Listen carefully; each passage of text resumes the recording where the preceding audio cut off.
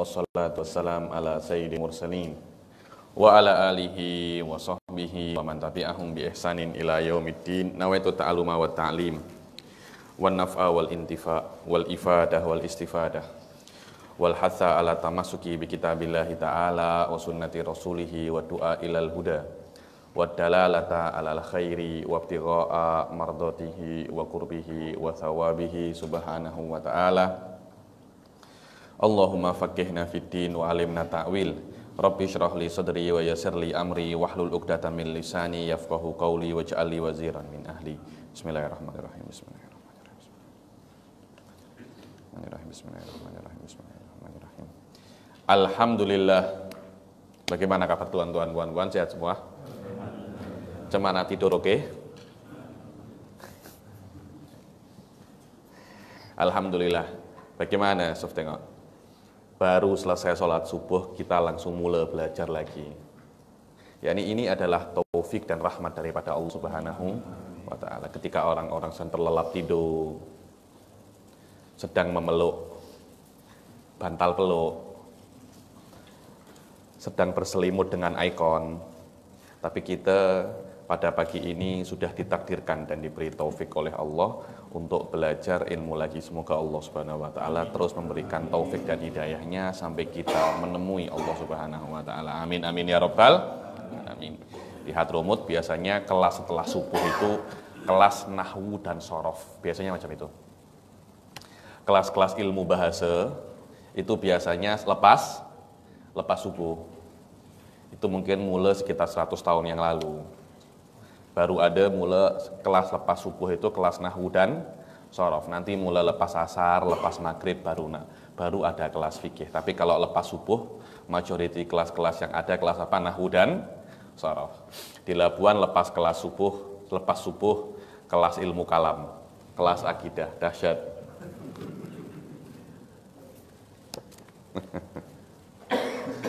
Alhamdulillah. Pertemuan yang lalu kita sudah sedikit membaca tentang muqaddimah yang berkenaan dengan sifat-sifat Allah. Sudah saya katakan sifat-sifat Allah itu ada berapa? 20. Dan pertama kali orang yang mengatakan sifat Allah 20 dengan tertib yang biasa kita baca itu adalah beliau, Al-Imam Muhammad bin Yusuf As-Sanusi. Padahal Imam Asy'ari sendiri mengatakan sifat Allah itu hanya 13.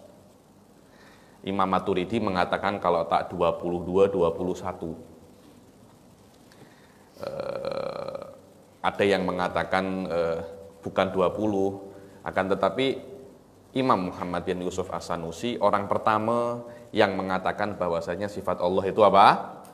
20 saja. Dan itu subhanallah yang tersebar di Nusantara ini melalui murid-muridnya Imam Sanusi, terutama melalui Al-Imam Muhammad Al-Marzuq, atau yang lebih dikenal dengan nama Aqidatul Awam. Banyak sekali orang-orang mengatakan kepada saya, "Tak Habib, yang pertama kali mengatakan sifat Allah itu 20 bukan Imam Sanusi, tapi Al-Imam An-Nawawi." Al-Imam An-Nawawi. Saya tak tahu, mungkin Imam Nawawi mungkin benar pertama kali yang mengatakan sifat 20, akan tetapi Imam Nawawi bukan bidangnya di ilmu kalam dan mantik. Karena itu pendapat-pendapat beliau di dalam ilmu kalam dan mantik tak sekuat pendapat Imam As-Sanusi di dalam kitab ilmu akidah dan ilmu mantik. Imam Sanusi ini dikatakan dia itu mujaddid. Tahu mujaddid Anda? Mujaddid itu maknanya setelah mujaddid itu orang-orang akan mengikuti mujaddid itu. Di dalam ilmu akidah, Imam Sanusi ini termasuk orang yang mujaddid.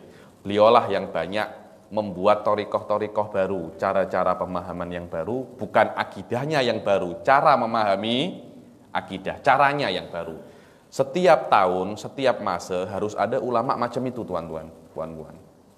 Memperbaharui agama, bukan membuat agama baru, tak macam itu. Akan tetapi bagaimana cara memahami agama yang baru. Jangan Anda mengajar di surau-surau, Anda pakai cara klasik, orang-orang tak akan paham, susah, karena yang ada di surau majority mereka belum pernah belajar di pondok pesantren. Tapi ungkapkanlah agama itu dengan bahasa semasa. Caranya yang berbeza. agamanya tetap sama. Kemarin saya mengatakan bagaimana cara memahami Allah, memahami syirku tabaid. Saya menggunakan teh tarik, saya menggunakan nasi lemak. Itu adalah contoh-contoh semase yang mudah difahami oleh orang. Maknanya tetap sama, tapi cara penyampaiannya kena baru. Bila-bila orang itu menjelaskan menggunakan PowerPoint. Tahu PowerPoint? PowerPoint, saya tengok orang yang menggunakan PowerPoint, biasanya mereka itu tak ada power, tak ada point. Saya tak tahu. Ada kan PowerPoint. Kan dulu kan orang gunakan apa? Whiteboard macam ini kan, papan tulis macam ini. Sekarang tak ya gunakan papan tulis, gunakan apa? PowerPoint. Nanti lama-lama mungkin gunakan yang lain lagi. Itu tak apa-apa. Itu hanya cara untuk menjelaskan, Zaman dahulu itu cara mengajar Al-Quran di Tarim itu sampai sekarang masih ada. Namanya Meklamah. Jadi dia tulis pakai orang mengajarkan budak kecil Al-Quran. Dia tulis pakai apa itu? Dulu sebelum ada pen ini ada yang putih-putih itu. Kapur, pakai kapur dia tulis.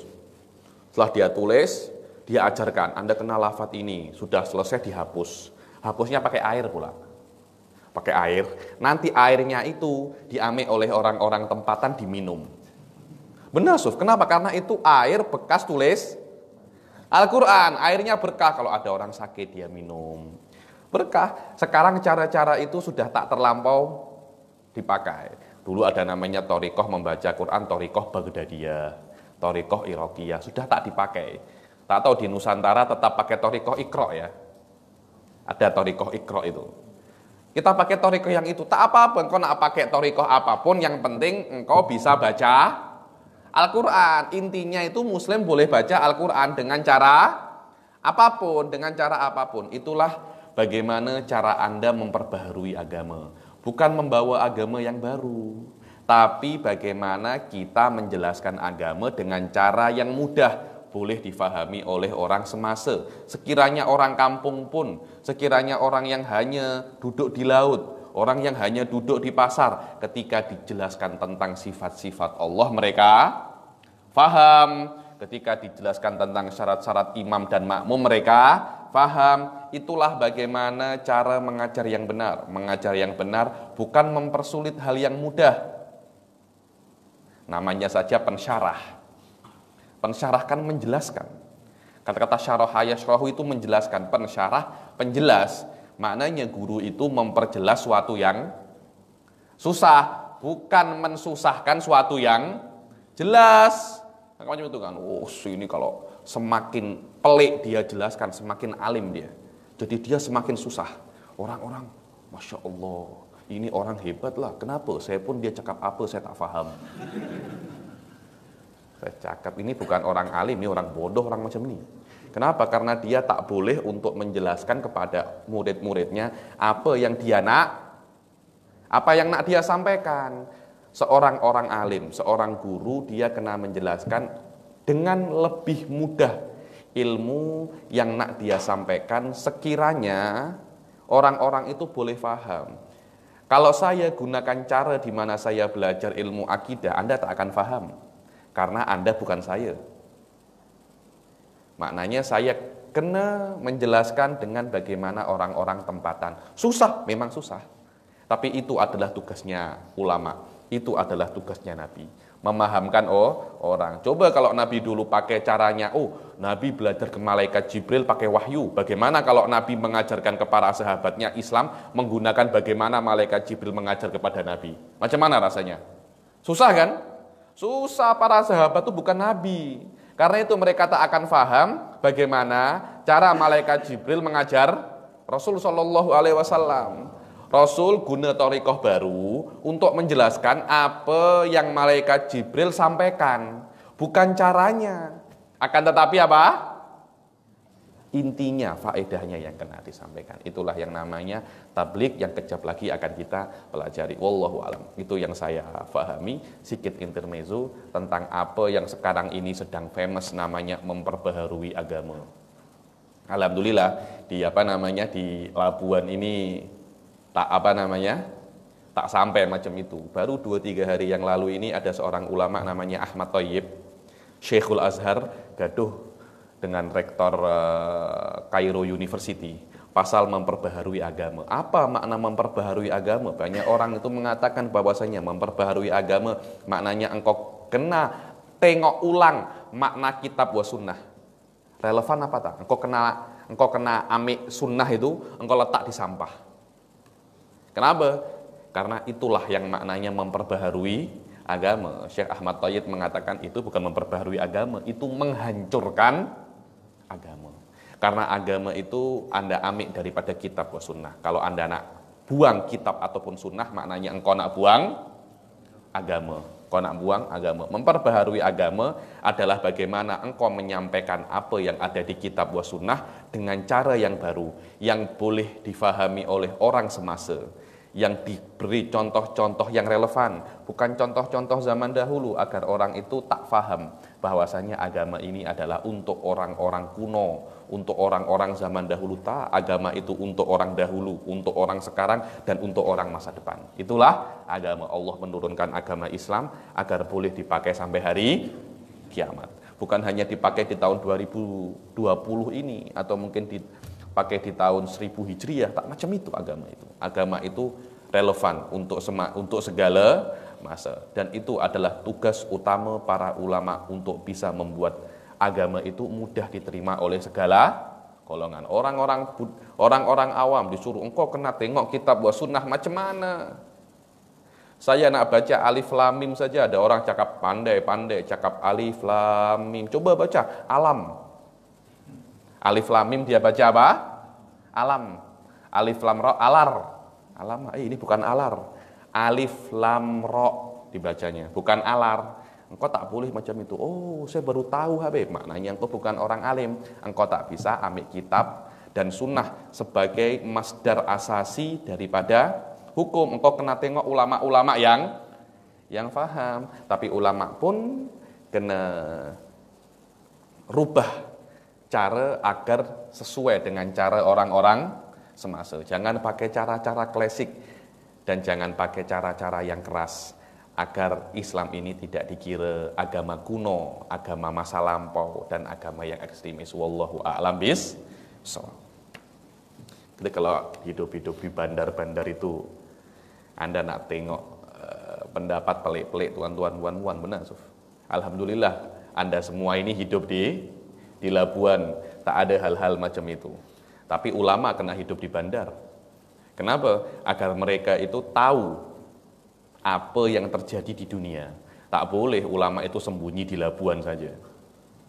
Saya nak tenang, saya nak hidup di Labuan, tak boleh. Dia kena hidup di bandar dan dia kena tahu apa yang terjadi di dunia. Agar mereka boleh pecahkan masalah. Kalau mereka hidup di pulau-pulau kecil, masalah tak akan sampai mereka. Kalau masalah tak sampai mereka, macam mana mereka nak pecahkan masalah? Pecahkan masalah itu ada masalah dulu baru dipecahkan. Macam itu, kalau masalah tak sampai mereka, macam mana nak pecahkan masalah? Coba dulu Nabi itu tinggal di pulau-pulau kecil.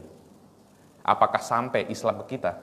Tak, Nabi hidup di Mekah, kemudian nak pindah-pindah ke Madinah, kemudian kirim murid-muridnya ke Kisra, kirim murid-muridnya ke Kaisar, untuk menyampaikan agama. Ketika ada problem-problem yang ada di sosial, beliau pecahkan. Itulah tugas ulama dan tugas Rasul. Memang di antara tugas seorang ustadz, tugas seorang ulama, mereka kena blend dengan masyarakat. Mereka kena blend dengan orang-orang kampung. Mereka kena blend dengan orang-orang bandar. Dan mereka kena cari apa problem mereka. Jadi bukan hanya baca kitab, terus jelaskan kitab. Ulama bukan hanya macam itu. Ulama itu kenapa? Blend dengan orang-orang kampung. Tengok, ada masalah apa? Oh, ada masalah ini. Kena pecahkan masalahnya. Itu adalah tugas ulama. Sekarang tugas ulama ada lagi pelik-pelik sekarang. Nak tangkap jin. Saya tengok ada orang nak tangkap jin. Kami ini ustaz, alamak. Sejak kapan ustaz tugasnya tangkap jin? Alamak. Ada namanya ustaz pemburu hantu. Jadi ada hantu, dia ke kubur-kubur, tengok ke tempat-tempat yang horor, datang ke situ, nak cari jin, nak cari hantu, nanti kita tangkap. Alamak. Yang saya tahu selama saya belajar, ustadz itu tugasnya menjelaskan agama kepada orang, bukan nak memburu hantu. Alamak, memburu hantu. Dunia. Anda semakin hidup lama, akan semakin tampak hal-hal yang pelik-pelik. Hal-hal yang pelik. Wallahu a'lam bishawab.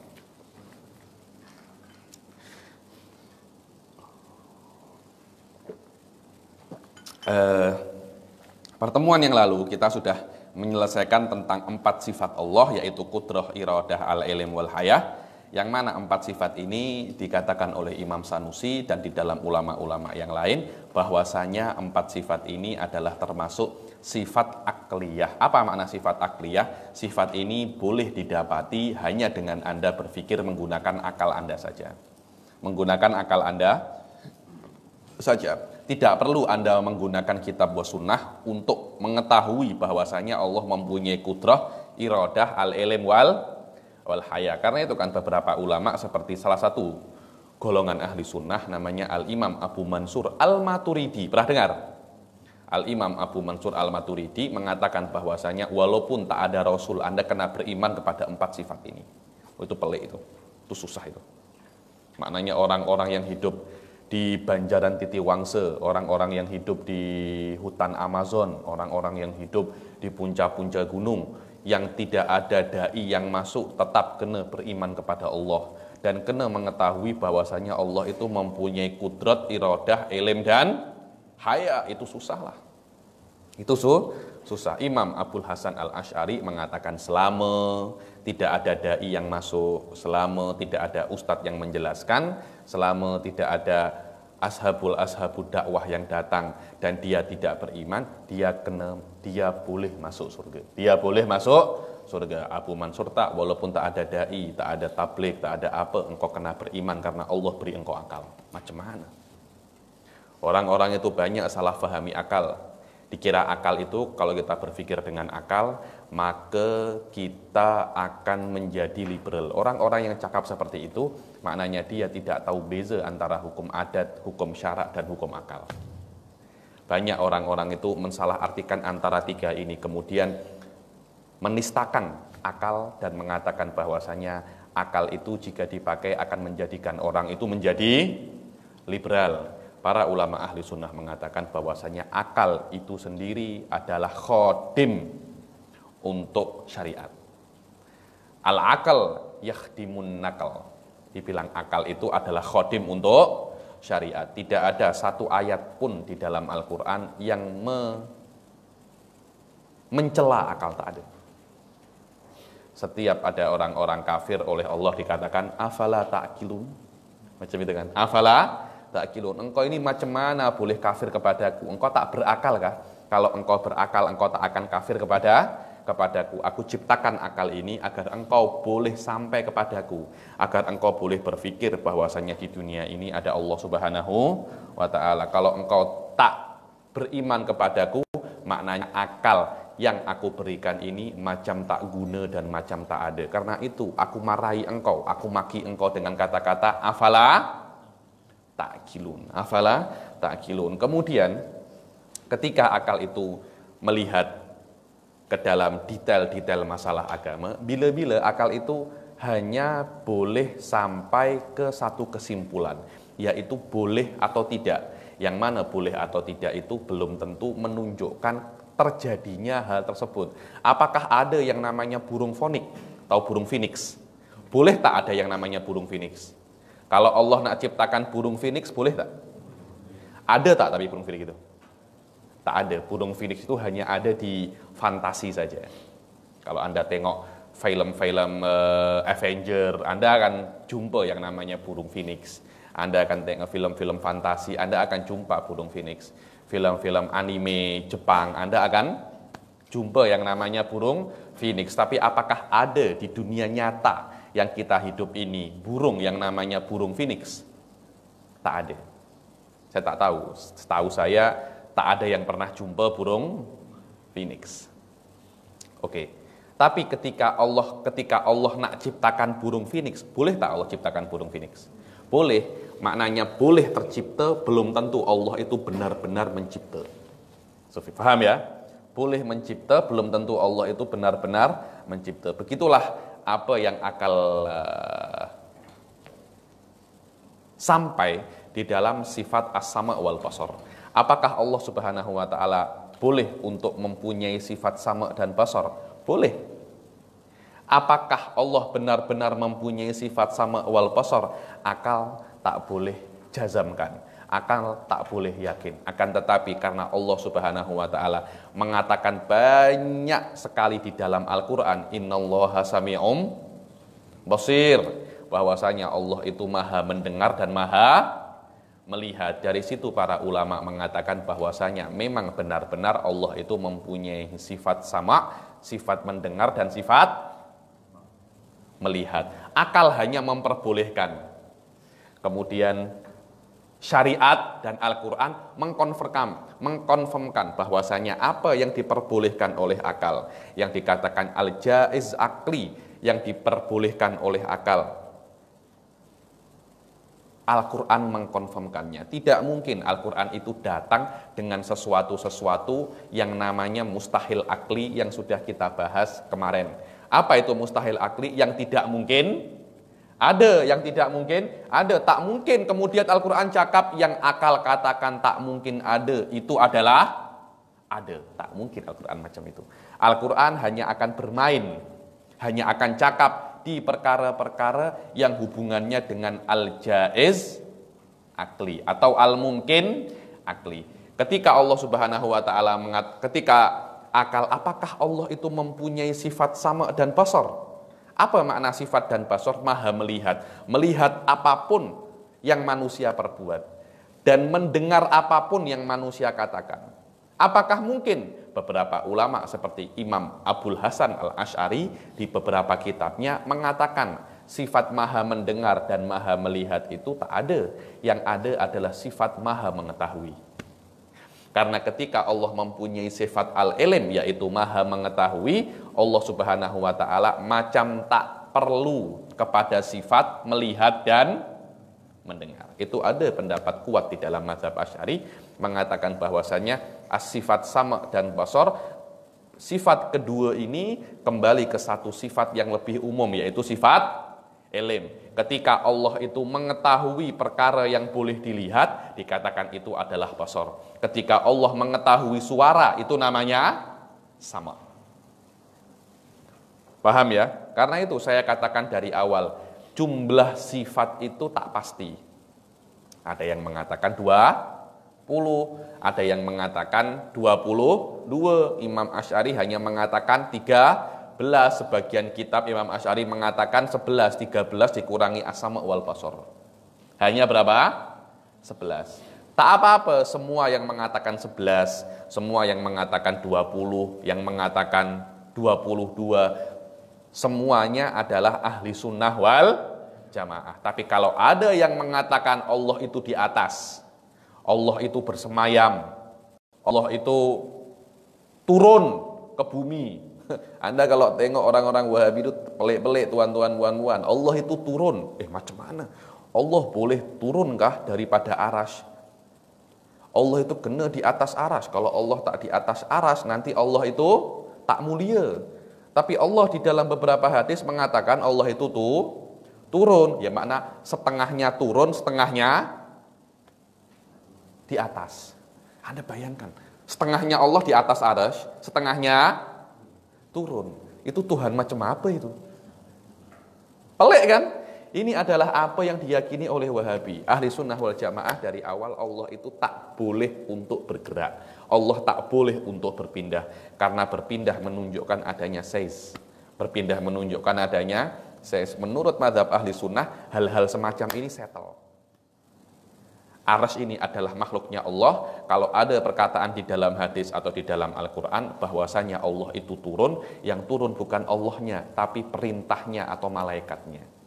Perintahnya atau malaikatnya. Begitu pula kata-kata as-sama' wal basar ini, Al-Imam Asy'ari mengatakan bahwasanya dua sifat ini kembali ke sifat yang lebih umum, yaitu Al-ilmu, karena dengan penglihatan, dengan pendengaran, kita boleh mengetahui.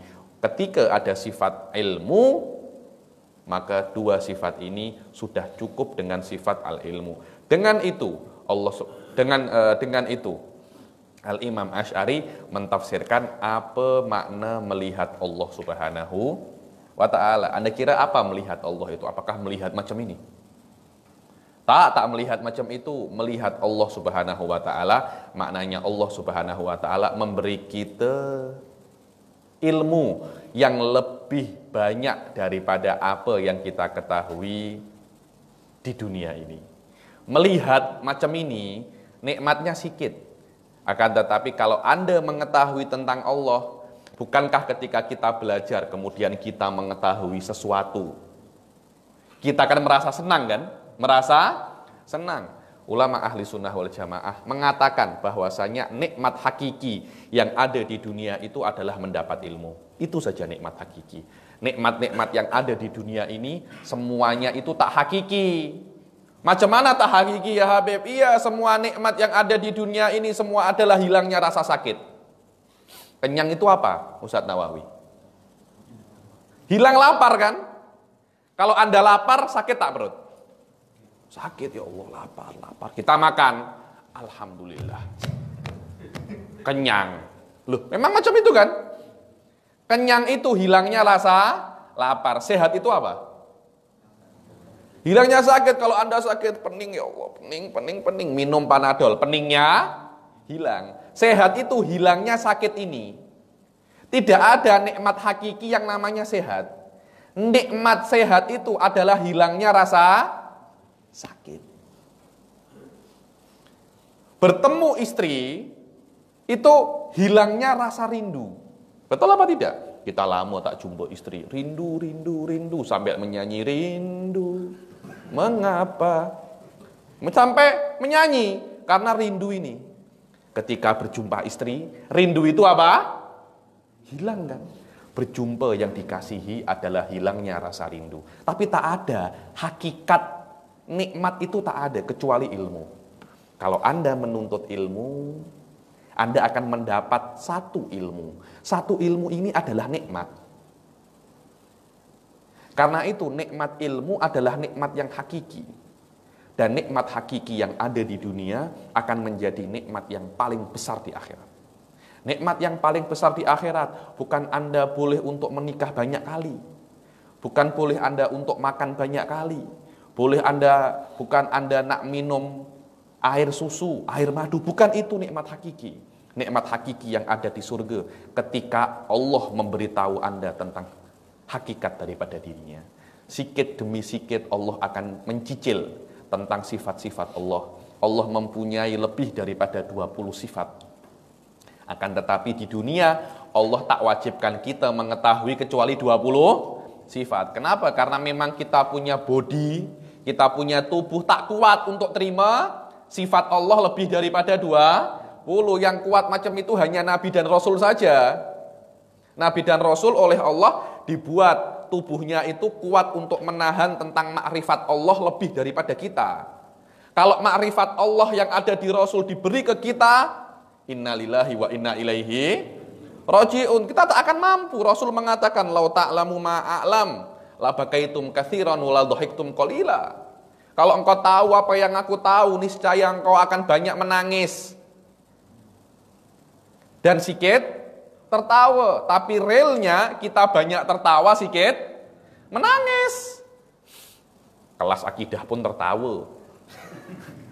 Ini tertawa lagi. Rasul Shallallahu Alaihi Wasallam sikit tertawa, banyak menangis karena Rasul tahu tentang Allah lebih daripada yang kita tahu. Ilmu adalah nikmat hakiki, bukan kesehatan, bukan kaya, bukan istri cantik, bukan anak soleh. Nikmat hakiki adalah Anda mendapatkan ilmu. Selama nikmat hakiki, nikmat yang terbesar di dunia Anda mendapatkan ilmu, itu jugalah yang akan menjadi nikmat hakiki yang ada di surga kelak. Ketika Allah memberikan kita nikmatnya, ketika Allah memberikan kepada kita ilmu-ilmu tentang dirinya. Engkau di dunia hanya mengetahui 20 sifat. Aku mempunyai sifat yang tak terhingga. kesempurnaan yang tak terhingga. Sikit demi sikit akan aku angsur kepadamu. Setiap minggu Allah beri kita maklumat. Dulu engkau hanya tahu 20 sifat kan? Aku sekarang beri lagi 21. Minggu depan aku beri 22, 23, 24, 25. Sampai jumlah yang tak terhingga. Angka itu tak terhingga Tuhan. Sebutkan saya angka yang paling besar. Apa? Anda sebutkan angka yang paling besar, saya akan tambah 1. 1 triliun Habib, boleh ditambah 1. 1 triliun, 1. Bentar apa tidak Tuan Haji Bakar? Betul kan? Selama kesempurnaan Allah itu tak terhingga, maka Allah Subhanahu wa Ta'ala akan boleh untuk mencicil tentang ilmu-ilmunya dengan waktu yang tak terhingga, dan itu adalah nikmat surga yang hakiki. Karena itu Imam Asy'ari ketika mentafsirkan ayat Allah Subhanahu wa Ta'ala, lilladzina ahsanu al-husna wa ziyadah, bagi orang-orang yang berbuat baik al-husna, surga, wa ziyadah, dan lebih daripada surga. Apa itu lebih daripada surga? Ru'yatullah Subhanahu wa Ta'ala. Bukan melihat Allah, akan tetapi ru'yah itu kembali kepada ilmu. Maknanya Allah akan memberi kita nikmat tentang mengetahui siapa Allah Subhanahu wa Ta'ala. Semoga Allah Subhanahu wa Ta'ala memberikan kita nikmat ru'yahnya, memberi kita nikmat yang tak terhingga di surga. Amin amin ya rabbal alamin. Kalau kita tengok, kita tak faham sesuatu, kemudian ustadz menjelaskannya sampai kita faham, hati puas tak? Puas kan? Alhamdulillah puas. Nikmat itu adalah nikmat yang hakiki. Benar, so. Imam Fakhruddin Ar-Razi, Imam Az-Zarkashi mengatakan bahwasanya itu adalah nikmat yang hakiki. Semoga Allah memberikan kita nikmat yang hakiki di surga kelak. Amin amin ya rabbal alamin. Itulah makna sama wal basar. Nah, makna sama wal basar menurut pendapat terkuat di dalam mazhab Asy'ari, bahwasanya as-sama dan basar adalah sifat yang asing, dia tak masuk ke dalam sifat ilm. Karena itu di dalam sini Imam Sanusi mengatakan as-sam'ul azali sifatun yankasifu biha kulli maujudin, yankasifu biha kullu maujudin ala ma huwa bihi inkisyafan yubayinu siwahu daruratan. Yang mana as-sama itu maknanya adalah sebuah sifat, yang mana dengan sebuah sifat itu, dengan sifat sama itu Allah Subhanahu wa Ta'ala akan boleh untuk membezakan dan diketahui dengan sifat itu apa-apa selain Allah Subhanahu wa Ta'ala secara darurah. Basar pun juga sama. Basar pun juga sama. Karena itu kan, kok sama? Kalau sama, untuk apa dua? Paham ya? Sama itu kena satu. Dua itu kena berbeza. Orang kembar itu pasti berbeza. Tak mungkin dia sama. Paham ya? Orang twins itu tak sama-sama, Suf. Pasti ada beza, pasti ada beza. Kalau semua sama, tak mungkin dia itu dua. Sama-sama namanya Nawawi, sama-sama lahir 85, di waktu yang sama. Tak mungkin, itu akal kita tak boleh terima. Kalau ada dua, pasti dia berbeza. Tak mungkin dua itu sama. So, tengok, Imam Sanusi mengatakan wal basaru mitlah. Mungkin Imam Sanusi di dalam kitab ini mengatakan apa yang dikatakan oleh Imam Asy'ari di beberapa kitabnya, bahwasanya as-sama wal basar itu semestinya dan seharusnya bukan sifat yang asing, akan tetapi kembali kepada sifat ilmu. Kalau kita tengok sifat ilmu, sifatun yankashifu bihal ma'lum ala ma huwa bihi, sama maknanya ilm dan sama dan basar itu sama. Wallahu a'lam bishawab. Akan tetapi karena kita di Malaysia ini amik pendapatnya Imam Sanusi yang mengatakan bahwasanya sifat itu 20, kita kena tetap di dalam fahaman bahwasanya as-sama dan basar adalah sifat yang asing, bukan sifat ilmu. Maknanya Allah mengetahui apa yang kita lakukan, dan Allah melihat apa yang kita lakukan, dan Allah mendengar apa yang kita katakan. Itulah bagaimana cara kita memahami sifat 20.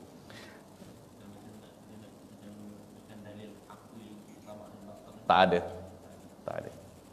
Pendapat terkuat as-sama wal basar ini tidak ada dalil aklinya. As-sama wal basar, para ulama ahli sunnah mengatakan apa yang membuat para ulama itu mengatakan bahwasanya sama dan basor itu sifat yang asing. Karena Allah Subhanahu wa taala terlampau banyak di Al-Qur'an mengatakan innallaha sami'un basir. Innallaha yasma'u tahawurakuma. Terus banyak tentang basir. Wallahu basirum bima ya'malun.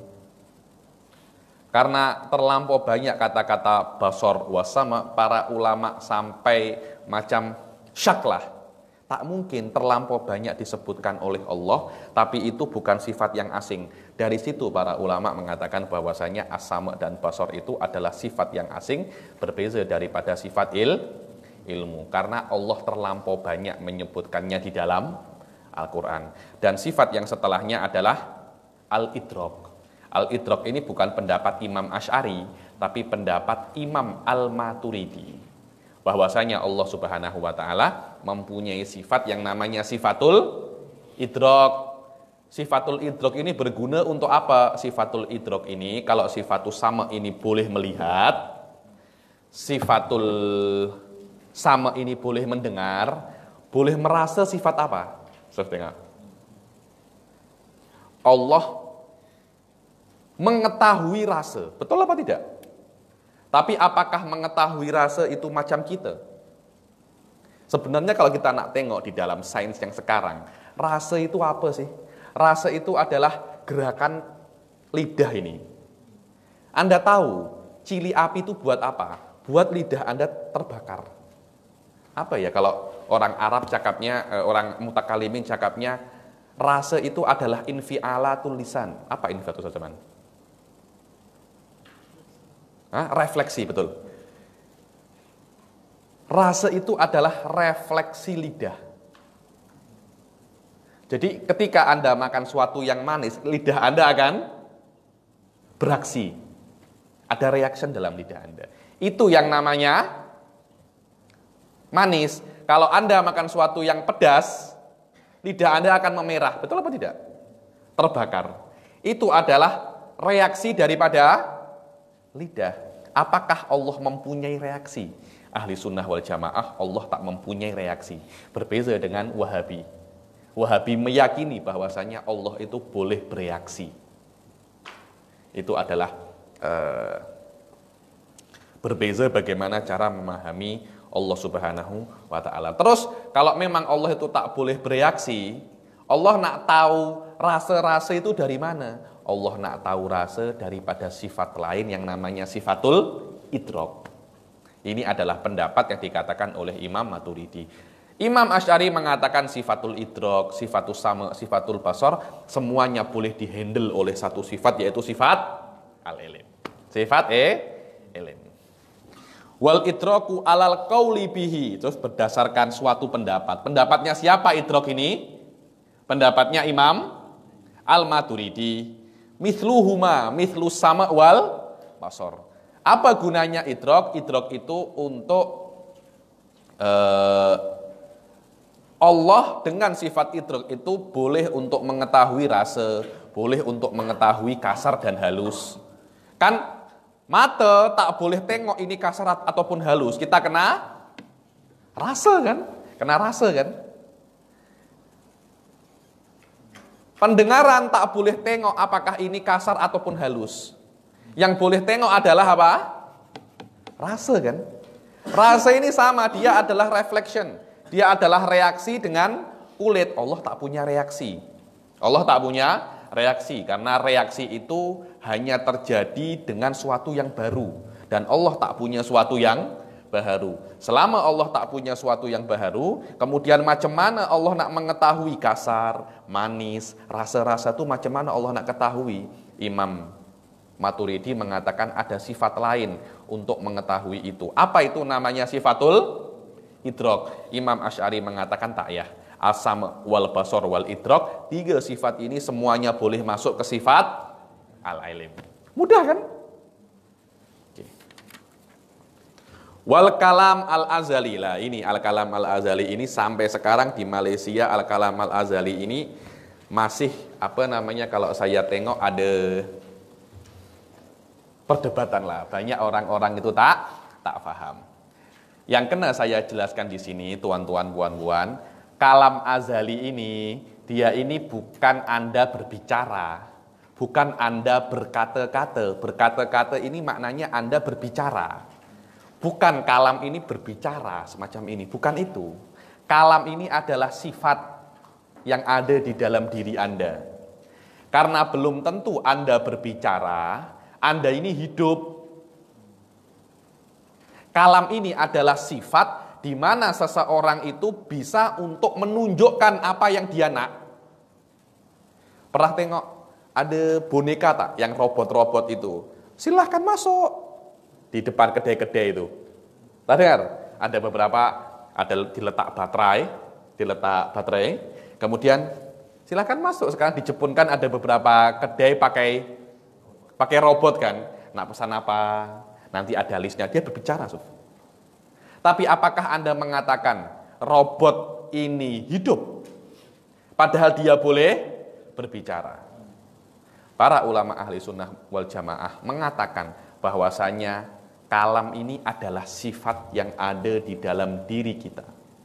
Dengan adanya sifat itu, kita boleh menunjukkan apa yang kita nak. Walaupun kita tidak bisa untuk mengeluarkan suara dan mengeluarkan huruf. Karena itu menurut ulama ahli sunnah wal jamaah, orang bisu pun berbicara.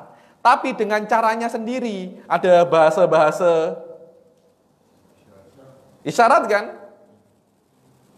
Kalau orang bisu nak menikah, cakapnya macam mana? Hah? Ngangguk macam ini? Itu kenyang.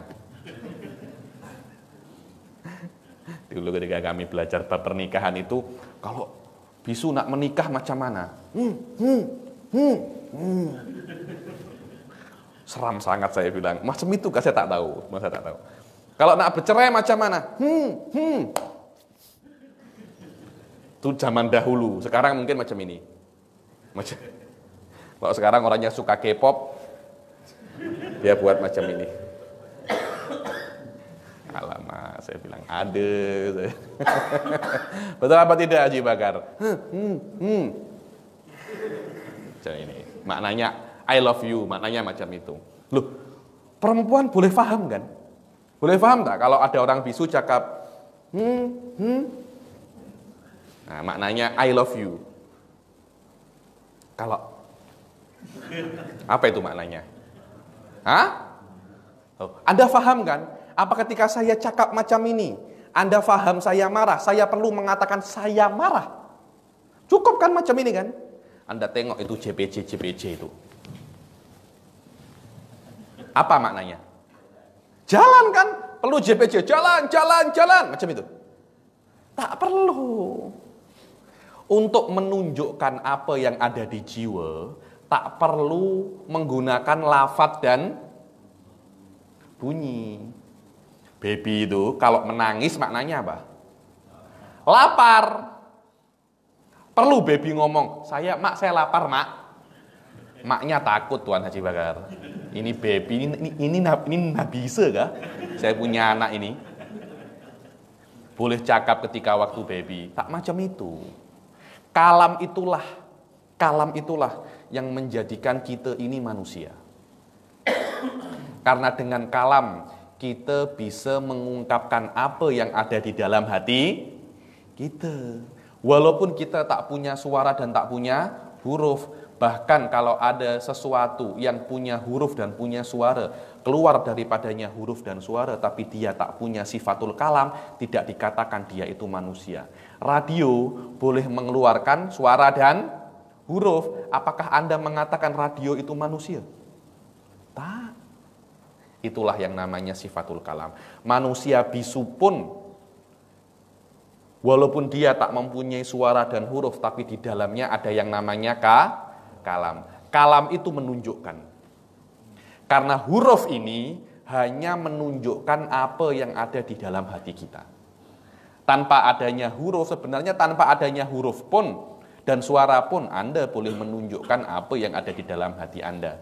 Akan tetapi tak semudah Anda berbicara. Karena berbicara itu Anda boleh menunjukkan banyak hal dengan cepat, mudah, dan tepat.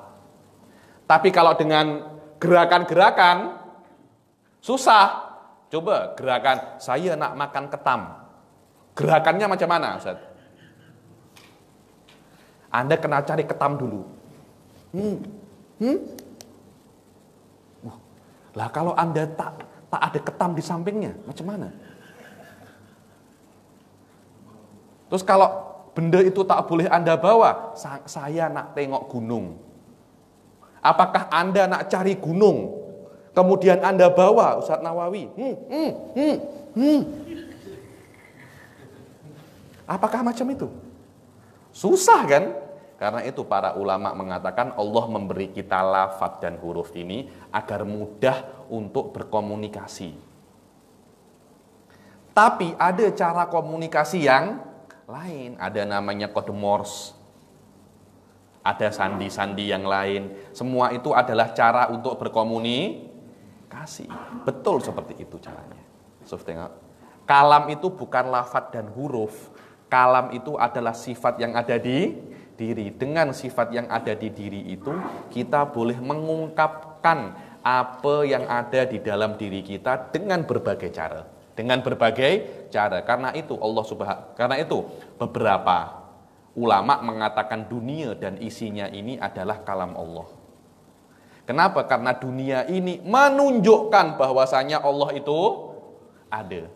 Selama sesuatu yang menunjukkan itu adalah kalam. Ketika Anda tengok traffic light, ada merah, hijau, dan kuning. Kalau merah maknanya apa? Apakah ketika lampu merah ada suara, berhenti? Macam itu. Tak, tapi Anda sudah tahu, merah itu menunjukkan berhenti. Ketika ada kata-kata menunjukkan, ketahuilah itu macam kalam. Ketika ada merah maknanya JPJ mengatakan berhenti. Tak perlu JPJ setiap ada orang berhenti. Tak iya, terlalu capek macam itu. Terlalu penat. Cukup menyalakan lampu merah. Cukup. Itulah yang namanya kalam. Kalam itu tidak harus dengan suara dan lafaz, tidak harus berkata-kata. Itu adalah sesuatu yang menunjukkan sifat yang ada di dalam diri kita. Sifat itulah hakikat daripada kalam. Bukan berkata-katanya, tapi apa? Sifatnya. Yang berkata-kata itu adalah hadis. Kalamullah Al-Quran yang kita baca itu kalamullah bukan karena itu sifatnya Allah.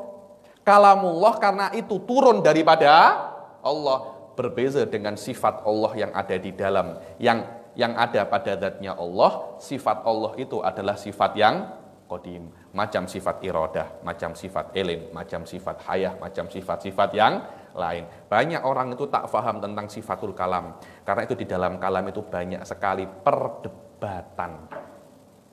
Dengan apa yang saya jelaskan ini, semoga ada sedikit keterbukaan dan sedikit kefahaman tentang makna kalam. Saya ulangi lagi, kalam itu bukan Anda berkata-kata. Kalam itu adalah sifat yang ada di dalam diri kita. Dengan adanya sifat itu, kita bisa mengungkapkan dan kita bisa berkomunikasi dengan orang yang lain menggunakan apapun. Kadangkala menggunakan isyarat, kadangkala menggunakan lafaz, kadangkala menggunakan hal-hal yang lain. Sila?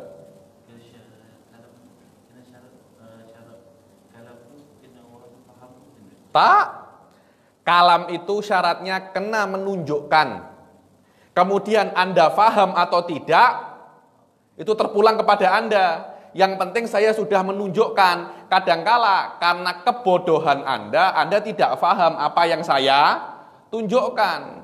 Para ulama-ulama sufi terdahulu mengatakan apapun yang ada di dunia ini menunjukkan bahwasanya Allah itu esa. Apakah kita sampai kepada level mereka? Tengok pohon menunjukkan Allah. Bukan tengok pohon, oh pohon ini Allah. Itu bullshit ayuhan nas. Benar, Suf. Oh, ini pohon, ini Allah. Oh, tengok saya Allah. Hadza laisa madhab ahli sunnah wal jamaah. Bukan madhab ahli sunnah wal jamaah. Madhab ahli sunnah wal jamaah, pohon menunjukkan. Suf, tengok ya. Pohon ini dalil. Kita ini dalil. Bumi ini dalil kepada Allah. Bukan bumi ini Allah. Bukan pohon itu Allah. Tak, pohon itu penampakan daripada Allah. Tak ada macam itu. Ahli sunnah tak cakap macam itu. Ahli sunnah cakap pohon itu dalil kepada Allah. Bukan pohon itu pakaiannya Allah. Bukan Allah merasuk di dalam pohon. Bukan Allah itu pohon. Itu semua yang saya katakan. Itu ada beberapa sekte, beberapa kaum mengatakan apa yang saya katakan. Ada namanya falsafat baru sekarang namanya mithaliyah.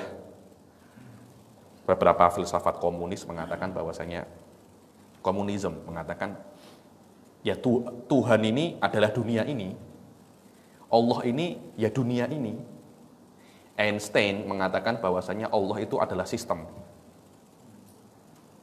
Beberapa lagi mengatakan Allah itu menampakkan dirinya di dalam Anda, di dalam saya, di dalam pohon.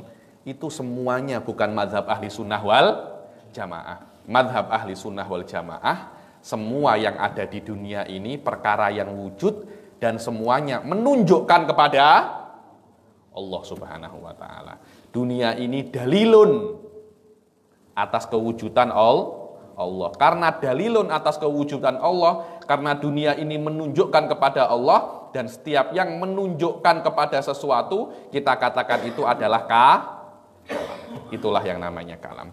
Wal kalamul azali huwal maknal qaim. Kalam azali adalah sifat makna yang ada di dalam zat Allah Subhanahu wa taala, yang ada pada zat Allah, yang qaim dalam zat Allah Subhanahu wa taala. Bila-bila diungkapkan, bukan sifat itu adalah bahasa Arab, tak ada macam itu.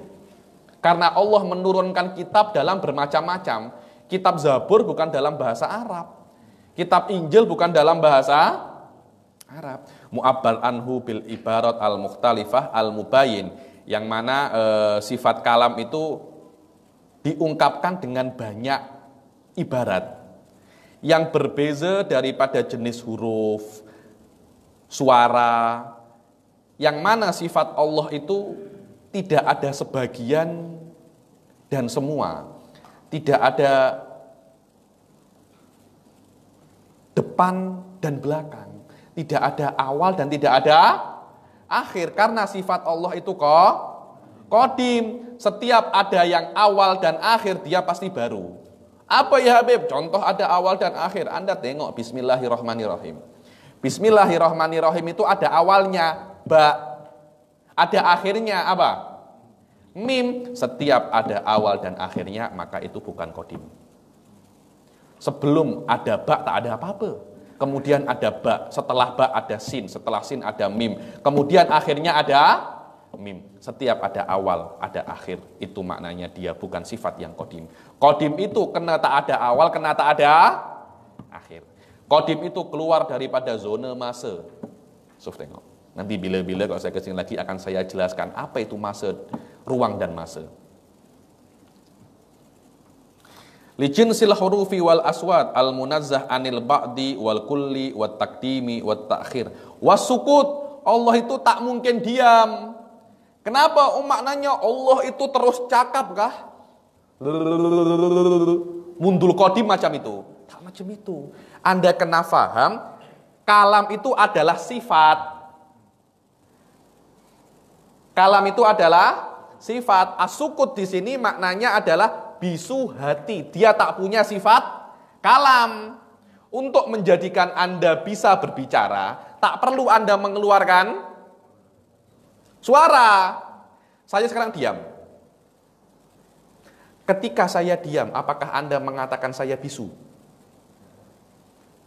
Tak, saya tak bisu. Saya ini bisa berbicara. Tolak ukur saya berbicara atau tidak, bukan saya mengeluarkan lafaz, tapi saya ada sifat kalam. Karena itu orang bisu pun saya cakap boleh berbicara. Cuma bahasanya tak macam bahasa Anda. Dia menggunakan bahasa lain, bahasa isyarat. Itu saja sebenarnya. Banyak orang mengatakan Allah itu tak boleh diam. Maknanya diam itu Allah kena berbicara. Alamak, itu macam orang gila lah saya bilang. Tak macam itu Allah itu. Allah itu mempunyai sifat kalam. Mempunyai sifat kalam. Makna mempunyai sifat kalam, Allah kena ada di dalam zatnya itu sifat. Jika sifat ini tak ada, dikatakan Allah itu diam. Itu maknanya as-sukutun nafsi. Bukan Allah itu diam. Macam saya diam, tidak mengeluarkan lafaz. Loh, sudah dari awal saya katakan bahwasanya Allah itu berbicara bukan hanya dengan suara. Makna Allah itu berbicara adalah Allah mempunyai sifat kalam. Itu namanya Allah mutakalim. Allah itu mempunyai kudrat bukan dengan menciptakan alam semesta, tapi Allah mempunyai sifat kudrat. Walaupun Allah tak menciptakan alam semesta, Allah tetap dikatakan Allah ini qadir. Walaupun Allah tak menunjukkan kepada umat manusia tentang dirinya, Allah itu tetap dikatakan mutakalim. Allah mempunyai sifat kalam. Banyak orang salah paham di sini, tuan-tuan. Memang saya tengok ini perkataan kata-kata yang sedikit susah, tapi kena dipahami sifat kalam itu seperti ini. Wa tajaddud, dan sifatul kalam itu tidak mungkin terbaharui. Kan terbaharui kan? Kita kan terbaharui, ada kita kan terbaharui. Ini terus. Setelah itu nanti saya cakap lagi, kita kan terbaharui. Setiap kata-kata yang terulang-ulang itu akan terbaharui. Sifat kalam tak macam itu, karena sifat kalam itu qadim. Yang namanya qadim tidak akan terbaharui. Dia itu qadim, wal lahan wal i'rab. Sifat kalam itu tidak bisa di-i'rab. Karena yang bisa di-i'rab itu hanyalah lafaz. Betul apa tidak? I'rab itu kan urusannya nahwu kan. Nahwu kan urusannya kan lafaz. Kalau tak ada lafaz, macam mana nak i'rab? Coba tuan, i'rab saya punya sifat. Mana mubtada, mana khobarnya? Tak akan ada. Karena i'rab, pernah belajar nahwu ya? Nahwu kan ada yang namanya i'rab. I'rab itu macam ketika Anda mengatakan Nawawi pergi ke restoran. Coba i'rab. Kalau di Melayu kan Nawawi subjek. Pergi apa? Predikat. Ke restoran apa? Ini tak ada yang belajar bahasa Melayu ini pasti ini. Sekolah rendah tak sekolah kah? Ada. Itu yang namanya i'rab. I'rab itu adalah Anda ketika melihat lafaz, Anda menjelaskan di mana posisinya ini. Apakah dia predikat, apakah dia subjek, apakah dia keterangan. Di nahwu hal itu lebih kompleks. Ada mubtada, ada khobar, ada fi'il, ada fa'il, ada tamyiz. Itu caranya i'rab. Lah, sifat itu bukan lafaz. Macam mana, Nak? Nak di i'rab. I'rab itu kena ada lafaz. Wasairi anwa itaghayyurat, dan lain-lain macam daripada perubahan, karena yang namanya qadim itu tidak bisa berubah. Al muta'alliq bima yata'allaqul bihil ilm minal muta'alliqat, yang mana sifat kalam itu akan berta'alluq, akan berhubungan dengan apa yang berhubungan dengan ilmu. Apa yang Anda katakan adalah apa yang Anda ketahui. Pasti itu. Haji Bakar, coba berbicara tentang megalodon. Apa kan? Dia tak tahu kan? Apa? Karena Haji Bakar tak tahu apa itu megalodon. Coba saya tengok Haji Ustadz Nawawi, tahu megalodon? Tak tahu. Kenapa? Anda tak akan bisa berbicara tentang megalodon. Karena Anda tak tahu tentang megalodon. Hah? Ada yang tahu megalodon? Hah? Ikan jerung yang besar. Dia tahu. Karena dia bisa berbicara. Tak karena Anda tahu. Apa yang Anda bicarakan, itu apa yang Anda tahu. Habib, tolong katakan apa yang Anda tidak tahu. Saya tak akan tahu. Saya tak akan bisa berbicara, saya tak tahu. Coba berbicara tentang macam-macam ketam. Macam-macam masakan ketam. Ada apa saja? Ketam, ketan buttermilk, ketan masak sambal, ketan. Selama Anda tahu, Anda pasti boleh cakap. Apa yang Anda katakan itu terpulang terhadap apa yang Anda ketahui. Semakin banyak apa yang Anda ketahui, semakin kuat perkataan Anda. Profesor, kenapa profesor itu dikatakan profesor? Ketika cakap dia sangat kuat. Kenapa? Karena pengetahuannya banyak. Karena itu apa yang dia boleh cakap boleh lama. Bolehlah lama. Wallahu a'lam bishawab. Dan kalam itu sendiri terbagi menjadi dua, menjadi khabar dan insya. Bila-bila khabar ini macam ini. Perkataan itu ada reality, ada lafadz Tuhan. Ada reality dan ada lafadz. Khabar itu perkataan Anda mengatakan apa yang sudah terjadi. Tengok ya. Tadi malam Habib Ali Bagir diajak makan di tepi laut. Saya cakap sekarang, makan di tepi laut itu terjadi sebelum saya cakap atau setelah saya cakap? Jelas kan? Terjadinya kemarin, terjadinya tadi malam, tapi saya cakapnya hari ini. Kadangkala memang benar-benar terjadi saya makan di tepi laut. Kadang-kadang tak terjadi perkataan saya. Tadi malam saya dan Ustadz Nawawi berenang di laut. Bila itu terjadi? Semalam kan? Apakah benar saya cakap macam itu? Tidak. Jika yang saya katakan semalam itu benar terjadi, maknanya saya jujur.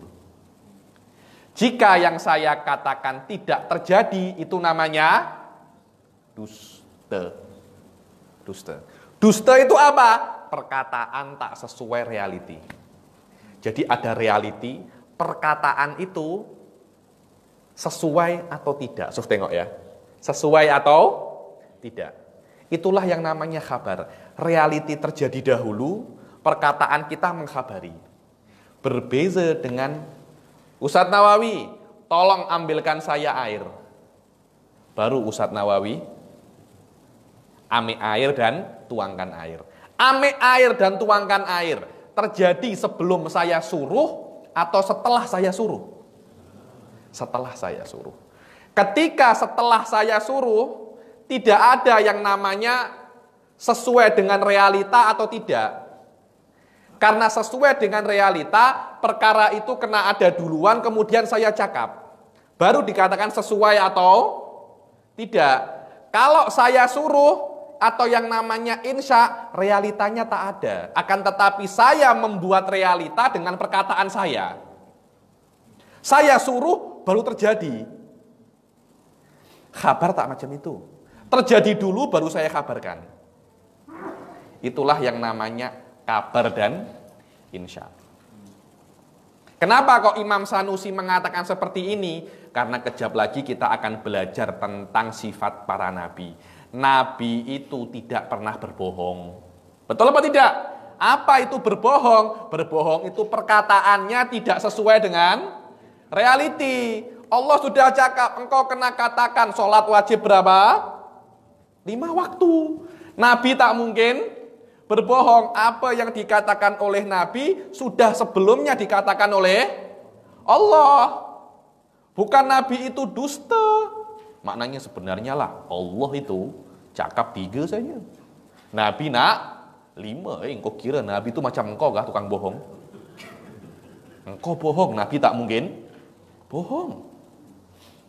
Ada lagi, malaikat itu, malaikat Jibril seharusnya itu turun kepada Sayyidina Ali, tak turun kepada Nabi Muhammad.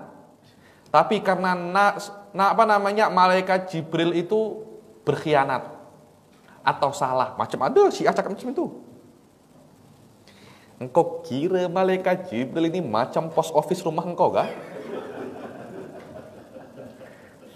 Yang boleh tersilap alamat kah? Kok kira malaikat Jibril macam itu kah?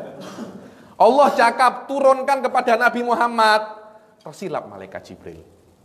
Tersilap 23 tahun tersilap dia. Loh, benar apa tidak? Kan turun berkali-kali kan? Bukan hanya sekali kan, berkali-kali turun malaikat Jibril itu. Dan selalu tersilap. Maknanya Allah pun tak tahu apa-apa lah. Kenapa Allah utus malaikat yang selalu tersilap? Tak masuk akal kan? Tak masuk akal itu. Tak masuk akal. Karena itu Allah Subhanahu wa taala nak cakap, saya bukan tersilap. Saya sengaja pilih Rasul sallallahu alaihi wasallam sebagai nabiku. Allah mengatakan dalam Al-Qur'an, wallahu a'lamu haitsu yaj'alu risalatah. Allah itu tahu di mana nak letak risalahnya, di mana nak letak kerasulannya. Coba Allah itu berasal daripada Mat Saleh, niscaya yang sunnah itu bukan kofiah macam ini, yang saya topi koboi. Macam itu. Tak ada macam itu. Wallahu a'lamu haitsu yaj'alu risalatah. Allah tahu di mana nak letak kerasulannya. Allah tahu mana yang lebih baik. Anda cakap malaikat Jibril tersilaplah. Fulan tersilaplah. Rasulullah dusta. Syiah mengatakan Quran yang ada sekarang itu hanya sepertiga daripada Quran yang asli. Maknanya Rasulullah itu menyembunyikan dan tidak menyampaikan ajaran Allah. Rasulullah berbohong, tak boleh cakap macam itu. Rasulullah tidak pernah berbohong, karena berbohong adalah berbezanya perkataan dengan realiti. Itulah yang nak dicakap oleh Imam As-Sanusi. Wal kalamu yanqasimu ila khabarin wa insya. Fal khabaru ma yahtamilu sidqa wal kadhiba lidzatih. Kalam itu terbagi menjadi pernyataan dan insya. Apa itu pernyataan? Sesuatu yang secara sendirinya berkebarangkalian benar atau dusta. Maknanya boleh dusta, boleh benar. Ketika saya mengatakan tadi malam saya berenang dengan Ustadz Nawawi dan menangkap hiu dengan tangan saya sendiri, menangkap jerung. Loh, ini kan kabar kan? Mungkin benar, mungkin tidak. Tapi ketika Anda tengok saya, jelas bohongnya ini Habib. Wong Habib berenang tak boleh kok. Nak tangkap hiu, hiu tangkap dia. Bukan Habib tangkap hiu, apalagi Ustadz Nawawi, sudah dimakan megalodon. Dimakan megalodon.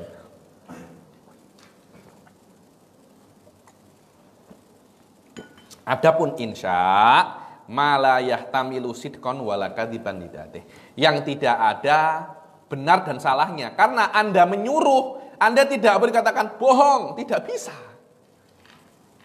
Karena tidak ada realitinya. Baru Anda dengan mengucapkan kata perintah, Anda membuat realiti. Karena Ustadz Nawawi, tolong tuangkan saya air. Baru Ustadz Nawawi tuang air. Bukan tuang air ada dulu, baru saya katakan tolong tuang air. Itu kalam tak ada makna lah. Tak ada makna itu kalam. Perkataan yang tak ada makna. Orang nahwu cakapnya jumlatun ghairu mufidah. Kalam ghairu mufid, kalam tak ada makna, macam orang gila maknanya. Tengok. Inilah sikit tentang makna kalam. Tengok, itu. Wasedek, apa itu jujur? Jujur adalah ibarat daripada mutabaqatul khobar lima fi nafsil amr khalafal i'tiqada amla. Apa itu kejujuran? Kejujuran adalah perkataannya sesuai dengan realita, sesuai dengan realita, walaupun tak sesuai dengan keyakinan. Jadi macam ini, Nawawi tak pernah jumpa saya. Terus dia cakap, Habib Ali tadi malam makan di samping laut. Anda tak tahu. Dan Anda nak dusta saja. Anda yakin saya tak makan di samping laut. Cuma Anda sudah cakap, sudah berlafaz. Lafaz itu tolak ukur jujur dan bohong bukan sesuai keyakinan, tapi sesuai apa? Percakapan, betul. Sesuai percakapan, bukan sesuai keyakinan. Walaupun Anda tak yakin, tapi Anda cakap, kalau ada orang tak percaya kepada Rasul, kemudian dia mengatakan, engkau ini Rasulullah, engkau benar. Tapi engkau dikatakan munafik. Dikatakan apa? Munafik. Karena engkau cakap, tapi engkau tak yakini.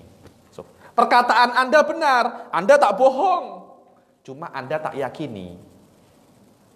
Mengatakan tanpa keyakinan dan perkataan itu benar dikatakan Anda jujur. Walaupun Anda tak yakini perkataan itu.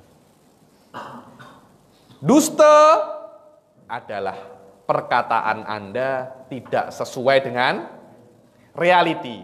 Walaupun Anda meyakininya.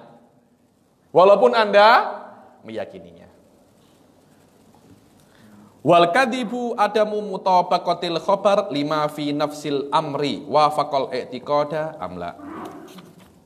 Dan bab yang terakhir adalah muqaddimah yang berkenaan dengan sifat amanah bagi para rasul. Di sini Al-Imam Sanusi hanya menyebutkan 2 sifat daripada sifat-sifat Rasul. Seperti yang kita tahu, sifat Rasul itu ada berapa? Ada 4. Ada sidik, tablik, fatonah dan amanah. Ada 4. Akan tetapi karena kitab ini adalah kitab yang basic, Imam Sanusi tak sebutkan semua. Imam Sanusi hanya sebutkan 2. Akan tetapi sebelumnya Imam Sanusi sudah mengisyaratkan tentang jujur dan dusta. Rasul itu apa? Sidik kan? Jujur kan? Apa makna dia jujur? Percakapannya sama dengan reality. Itu namanya Rasul Shallallahu Alaihi Wasallam jujur. Dan yang tidak disebutkan lagi di sini adalah az-zaka. Az-zaka. Apa itu az-zaka? Zaka itu adalah Rasul Shallallahu Alaihi Wasallam itu pandai, atau lebih kita kenal dengan nama al-fatonah. Al-fatonah itu pandai. Maknanya Rasul itu kenapa? Pandai. Tak mungkin Rasul itu bodoh. Kalau Rasul itu bodoh, macam mana nak paham perkataan Allah? Nanti kalau dia bodoh, malaikat Jibril turunkan wahyu, dia boleh salah paham. Atau barangkali dia tak paham. Oh, ini cakap apa nih malaikat? Ini best nih malaikat. Dia boleh cakap sesuatu yang aku tak paham. Kita kan macam itu kan. Kok kira Nabi macam kau kah? Kalau ada yang tak paham kau cakap best, Nabi tak macam tu. Karena itu Nabi itu kena fatonah. Nabi itu kena pandai agar Nabi boleh faham apa yang dikatakan oleh malaikat, agar Nabi boleh faham apa yang diturunkan oleh Allah Subhanahu wa ta'ala. Nabi itu akan berhadapan dengan banyak orang-orang kafir, akan banyak berhadapan dengan orang-orang musyrik. Ditanyai oleh orang musyrik, apa makna ini, apa makna itu? Kalau bodoh macam mana? Macam mana seorang yang bodoh boleh berdebat dengan Namrud ketika itu? Yang sampai Allah Subhanahu wa ta'ala menggelari Nabi Ibrahim itu dengan kata-kata hujjah. Ini dalil kami, ini hujjah kami. Siapa? Ibrahim. Itu menunjukkan bagaimana kepandaian Nabi Ibrahim. Berapa banyak orang-orang kafir itu datang kepada Nabi Muhammad nak berdebat. Loh, kalau orang bodoh, apakah boleh untuk menjawab pertanyaan-pertanyaan orang-orang kafir? Tak akan boleh. Apakah orang bodoh boleh untuk memahami wahyu-wahyu yang datang daripada Allah? Yang mana Nabi itu fahamnya tak pernah salah. Tak pernah salah. Mustahil Nabi itu salah. Kita pernah salah. Apalagi salah paham. Sering apa tak? Apalagi tak paham. Sering apa tak? Sering. Nabi tak mungkin macam itu. Nabi itu tak mungkin tak paham. Apalagi salah paham, tak mungkin. Nabi itu kena faham, kena tak boleh salah faham. Dan orang yang mesti faham dan mesti tidak boleh salah faham, mesti dia itu pandai. Tak mungkin dia itu bodoh. Orang bodoh itu bisa untuk tak faham, apalagi salah paham. Tak faham itu jahil, salah paham itu jahil kuasa 2. Kalau Anda mengatakan Nabi itu salah faham, Anda mengatakan Nabi itu bodoh kuasa 2. Tak boleh macam itu. Nabi itu maksum. Apa makna maksum? Tak mungkin dia salah. Sengaja atau tak? Sengaja. Itu yang namanya fatonah. Nabi itu kena orang yang paling best pada zamannya. Handsome dia yang paling handsome, kaya dia yang paling kaya, pandai dia yang paling pandai, kuat dia yang paling kuat. Sampai banyak sekali kalau Anda baca-baca kitab-kitab Maulid itu dikatakan tentang fisik Rasul sallallahu alaihi wasallam. Khuliqta mubarra'an min kulli aibin ka'annaka khuliqta kama tasya'u. Engkau ini terlampau sempurna ya Rasulullah. Macam engkau ini sebelum lahir sudah engkau buk dulu. Aku nak alis macam ini, aku nak rambut macam ini, aku nak hidung macam ini. Kita orang Melayu boleh buk? Kalau buk, Anda nak hidung penyet atau mancung? Kalau Anda pilih mana, Ustaz Nawawi? Benar gak? Tak nak hidung penyet. Tapi hidung Anda penyet apa mancung? Maknanya Anda tak buk. Bukan karena Anda tak buk, kita tak boleh buk, tak boleh. Ya sudah, kita lahir semacam ini. Boleh kita minta, ya Allah, saya nak lahir hidung saya mancung, tak boleh. Rasul itu terlampau sempurna. Macam dia itu buk dulu. Saya nak kulit macam ini. Anda nak kulit putih, eksotis, hitam eksotis, coklat, atau hitam ya nih. Pilih mana kalau suruh pilih? Putih macam China, macam cat, atau macam China, atau macam India, atau macam gelap-gelap macam ini, atau hitam. Anda pilih mana? Hitam ya nih. Yang kalau ada spidol hitam dia letak tak ada apa-apa. Anda pilih mana? Pilih yang mana Ustaz Pakar? Kalau suruh memilih, semua orang Melayu rata suka putih, orang Afrika tak suka putih, sukanya hitam. Saya pernah tanya, orang cantik, saya punya kawan orang-orang Afrika, banyak kawan saya di UIA, banyak orang Afrika. Engkau suka wanita yang macam mana? Saya suka yang besar, hitam, mengkilap. Alamak, saya bilang, itu kaca kereta lah, saya bilang. Itu kaca kereta, itu hitam besar mengkilap tuh. Engkau beli Alphard, sama hitam, besar, mengkilap pula. Macam itu, Suf. Engkau kenapa tak suka orang-orang China yang putih-putih? Mereka mengatakan, saya tak tahu, mereka macam lemah. Macam itu adalah, tak tahu ya, ini pemikiran mereka, persepsi mereka, belum tentu.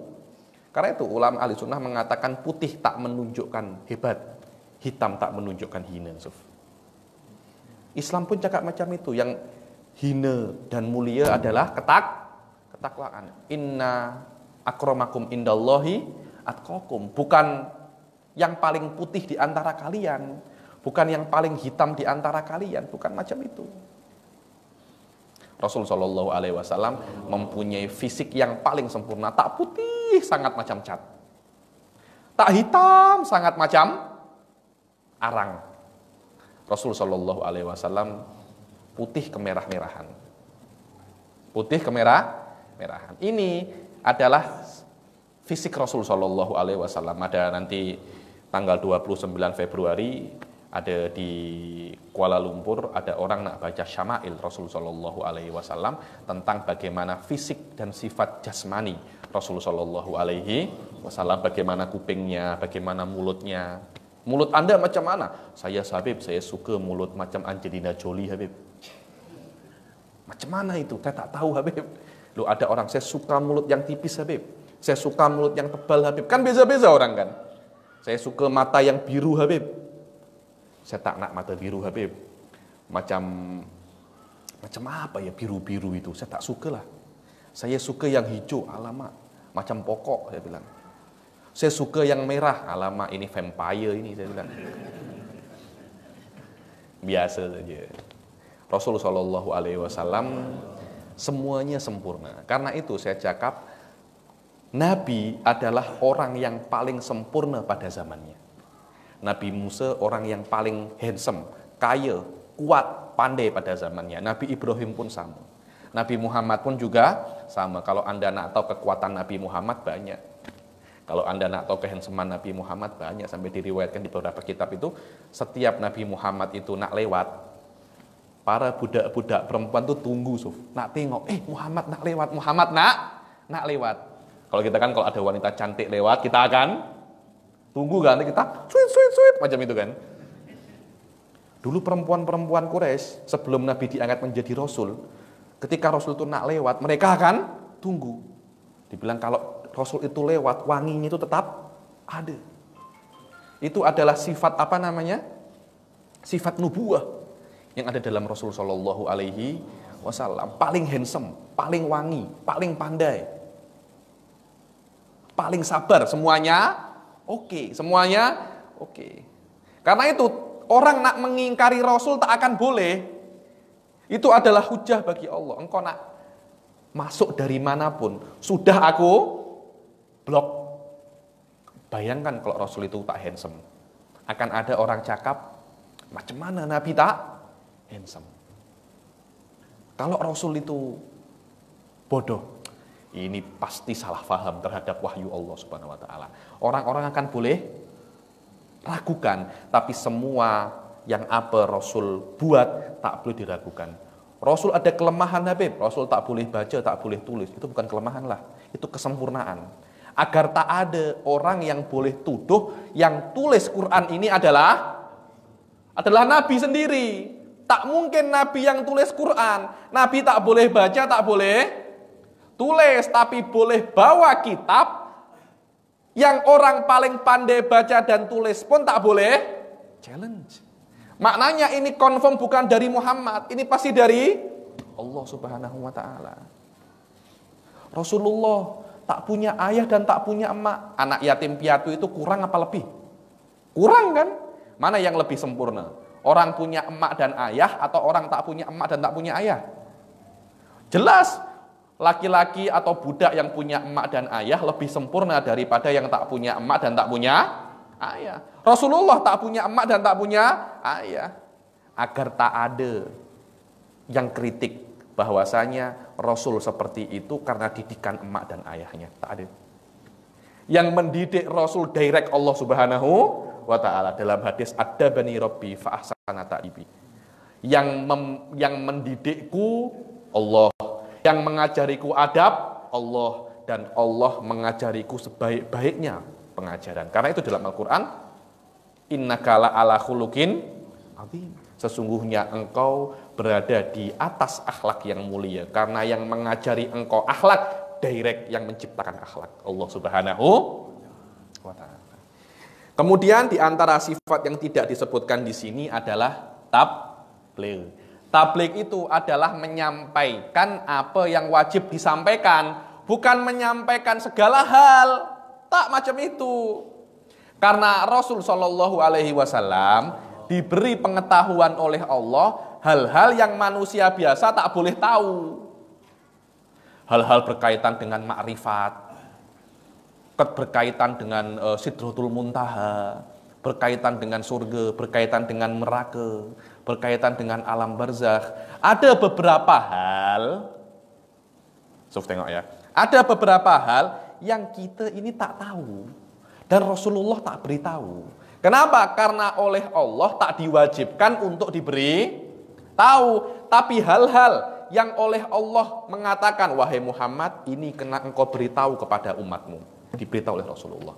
Itu yang namanya tabligh. Tabligh itu adalah menyampaikan apa yang wajib disampaikan, bukan menyampaikan segala hal. Kalau segala hal disampaikan oleh Rasulullah, mati kita. Kita boleh mati, benar Suf. Kita tak mampu untuk melihat Jibril. Karena itu kan Imam Ghazali di dalam kitabnya Al-Munqidh Minadh Dhalal mentafsirkan apa itu kenabian. Kenabian itu adalah sixth sense. Benar Suf, macam itu.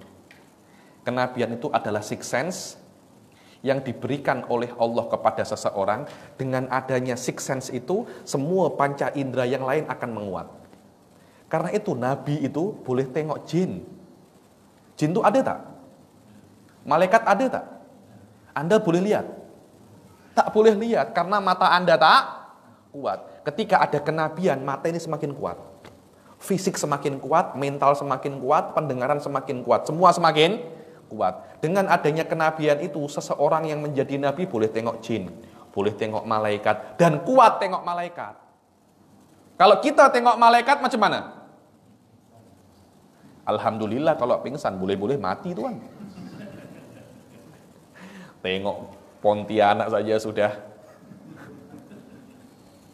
tak boleh cakap apa-apa. Saya punya kawan 10 tahun belajar di pesantren, tengok Pontianak cakap bismillah pun lupa. Nak cakap bismillah lupa. Bis kota, cakap lari dia. Lari dia, lupa semua. Nabi tak macam itu. Nabi ketika bertemu malaikat Jibril ketika anak pulang ke Gua Hira, tengok aja macam ini. Malaikat Jibril macam ini. Nampakkan diri saja, dibilang mempunyai 600 sayap. Menutupi langit dan timur dan barat. Macam mana? Saya kalau pikir, saya pun takut lah. Nah, saya pun takut. Kita ketika tengok gedung-gedung besar itu kita takut kan? Gedung besar sangat ya Allah. Ini kalau jatuh macam mana?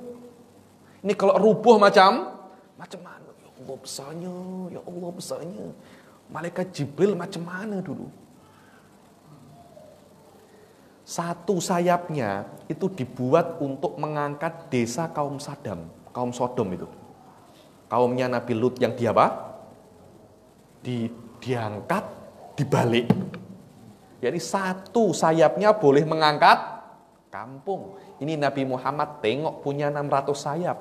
Saya yakni punya 600 sayap, satu sayap macam satu kampung. Itu makhluk macam apa Yohanes? Anda kuatkah tengok makhluk macam itu? Anda tak minimum Anda akan gila itu. Minimum Anda akan gila. So. Yang boleh tengok makhluk macam itu hanya Nabi dan Rasul yang kuat. Hanya Nabi dan Rasul, itulah yang namanya kenabian. Imam Ghazali mengatakan huwa hasatun sadisah, sixth sense yang diberikan oleh Allah. Dengan adanya sixth sense itu semua boleh menjadi kuat. Itulah yang namanya kenabian, dan itu hanya diberikan oleh Allah kepada orang yang Allah kehendaki. Bukan sixth sense itu yang boleh tengok hantu, tak ada macam itu. Ya mungkin hanya tengok sikit-sikit. Ini Rasul tengok jin, cakap dengan jin, cakap dengan malaikat, cakap dengan iblis, cakap, benar cakap, Sof, borak. Jin datang, saya nak belajar. Bayangkan kalau ada jin datang ke Anda. Ustaz Nawawi, saya nak belajar, Palangko tuh belajar. Pergi sana. Takut saya, takut, benar-benar takut. Ada orang di kampung saya, minta kepada tok gurunya, tok guru, saya nak bertemu jin, saya nak bertemu jin. Jangan bertemu jin, nak minta bertemu Rasul. Minta bertemu jin. Saya nak wirid, nak bertemu jin. Dia dekil. Oke lah. Saya berikan Anda wirid untuk bertemu jin. Dia baca. Akhirnya jin menampakkan kemaluannya saja. Tak menampakkan tubuhnya, menampakkan kemaluannya saja. Katanya kemaluannya itu macam panci yang besar di depan muka dia macam ini. Langsung dia pingsan, kemaluannya saja itu. Belum badan, kalau kemaluannya saja besar macam ini. Badannya macam mana? Itu jin. Terus malaikat Jibril macam mana? Anda kalau lewat di kuburan ada suara hihihi, Anda lari, Sof. Apa? Confirm lari, suara saja. Anda tak tengok bentuk pun. Hanya suara, mungkin itu bukan suara Pontianak lah. Itu mungkin suara kuda, itu mungkin suara apa. Tapi pikiran Anda sudah lain. Ini pasti Pontianak ini. Anda tengok zaman jalan malam-malam, dari belakang alamak Pontianak nih rambut panjang. Anda lari. Padahal orang juga sama. Kecil juga sama macam kita, tapi kita sudah lari. Itu kita punya mental. Mental kita memang macam tu. Mental Nabi tak macam tu. Jin banyak, nafarun minal jinni. Ada beberapa orang daripada jin datang kepada Rasulullah. Ya Rasulullah, kami nak belajar. Kami nak belajar. Apakah Rasulullah cakap? Tak, saya takut. Tak boleh macam itu.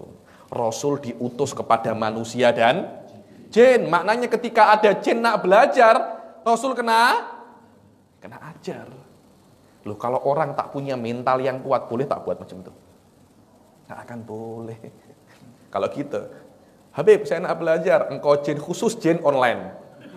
Tengok online, tak boleh datang. Saya takut. Kena online. Itu kita. Itulah yang namanya tabligh. Tabligh itu adalah menyampaikan apa yang wajib disampaikan. Apa yang wajib disampaikan Rasul sallallahu alaihi wasallam sudah sampaikan. Al-yauma akmaltu lakum dinakum wa atmamtu alaikum ni'mati wa raditu lakumul islama dina. Hari ini aku sempurnakan agamamu dan aku ridho kepada Islam itu sebagai agamamu.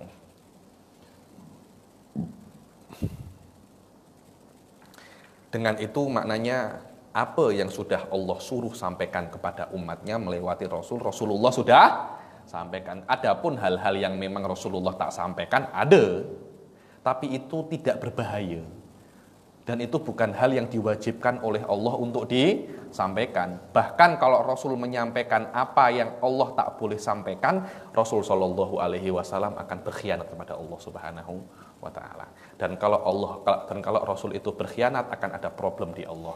Maknanya Allah tak tahu kalau Rasul akan berkhianat. Karena itu Rasul tak boleh berkhianat.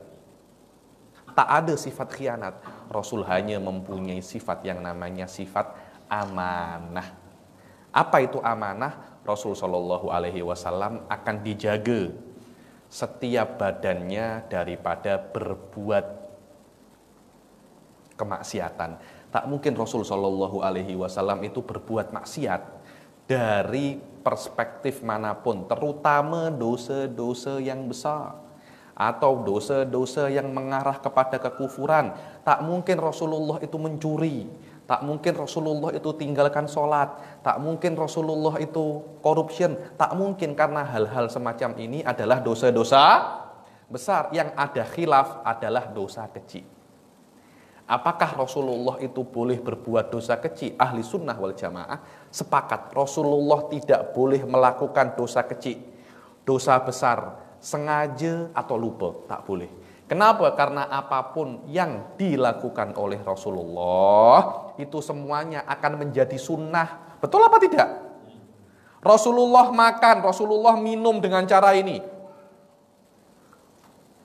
Bismillah, alhamdulillah. Bismillah, alhamdulillah. Bismillah, alhamdulillah. Cara itu menjadi sunnah. Kenapa? Karena Rasulullah yang tunjuk. Karena Allah mengatakan, laqad kana lakum fi Rasulillahi uswatun hasanah. Allah mengatakan di dalam Rasulullah ada suri teladan yang baik. Maknanya apapun yang dilakukan oleh Rasulullah engkau kena contoh, engkau kena lakukan macam Rasulullah. Rasulullah bermaksiat. Maknanya kita kena contoh maksiat, kan masa macam itu? Tak pantas kan? Maksiat itu dilarang oleh Allah. Tapi kalau Rasulullah buat, akhirnya Rasulullah itu boleh berkhianat. Maknanya apa yang dilarang disuruh dilakukan. Loh, kan ada percanggahan kan? Karena itu tidak mungkin Rasulullah itu berbuat maksiat, kecil ataupun besar. Yang ada Rasulullah itu berbuat bukan yang afdol, untuk mengajarkan. Tengok ya, Rasulullah di dalam riwayat Rasulullah pernah kencing berdiri. Bukan Rasulullah melakukan makruh. Kencing berdiri itu makruh. Tapi Rasulullah kencing berdiri untuk mengajarkan kepada kita. Kencing berdiri itu bagi laki-laki bukan haram hukumnya, tapi makruh. Orang kencing kena duduk. Tapi saya kena jelaskan, kencing berdiri itu hukumnya makruh. Rasulullah kencing berdiri sekali, itu hukumnya wajib. Kenapa? Karena ini untuk menjelaskan bahwasanya itu tidak haram. Rasulullah pernah tak sholat tarawih 1 kali? Pernah.